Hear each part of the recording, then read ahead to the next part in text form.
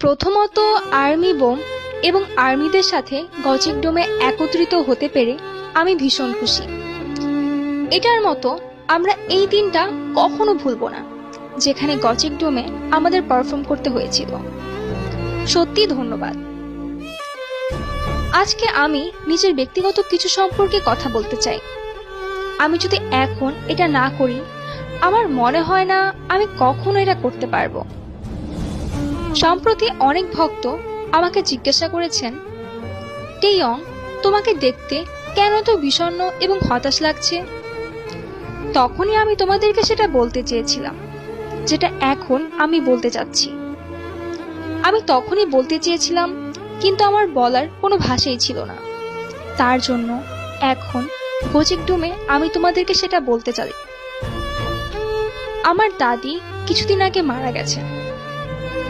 আমার দাদি সেপ্টেম্বরের 3 তারিখে পৃথিবী ছেড়ে চলে গিয়েছেন এবং যখন আমি আমার দাদির মৃত্যুর খবর শুনি তখন আমি ফিলিপাইনে ছিলাম। সে আমাকে 14 বছর লালন পালন করেছে এবং সে আমার কাছে আমার একজন অভিভাবক ছিল। সে এমন একজন মানুষ ছিল যাকে আমি আমার কষ্টগুলোর কথা বলতে পারতাম। আমি কি করতে চাই, আমি কি খেতে চাই সবকিছু বলতে পারতাম।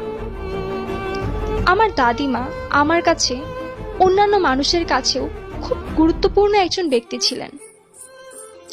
কেউই বিশ্বাস করতে পারছিলেন না আমার দাদিমা আমাদের সবাইকে ছেড়ে চলে গিয়েছেন।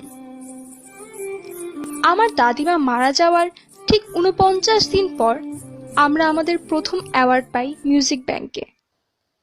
আমার দাদি, সে সত্যি আমাকে টিভিতে দেখতে চেয়েছিল।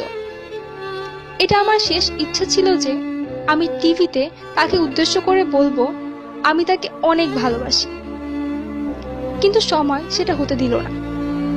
এটি খুবই দুঃখজনক ছিল। কিন্তু আমার দাদিমা, যিনি আমার কাছে সবচেয়ে গুরুত্বপূর্ণ ছিল, সে আমাকে বলেছিল আমার ভক্তদেরকে অনেক ভালোবাসতে। সত্যি আমরা যে আজকে গজিক ডোমে দাঁড়িয়ে আছি এবং সবার মনোযোগ আকর্ষণ করতে পেরেছি, এটা সত্যি তোমাদের সবার জন্য। আমার দাদিমা, আমার মনে হয় সে ওই দূর আকাশ থেকে আমাকে সাপোর্ট করে যাচ্ছে।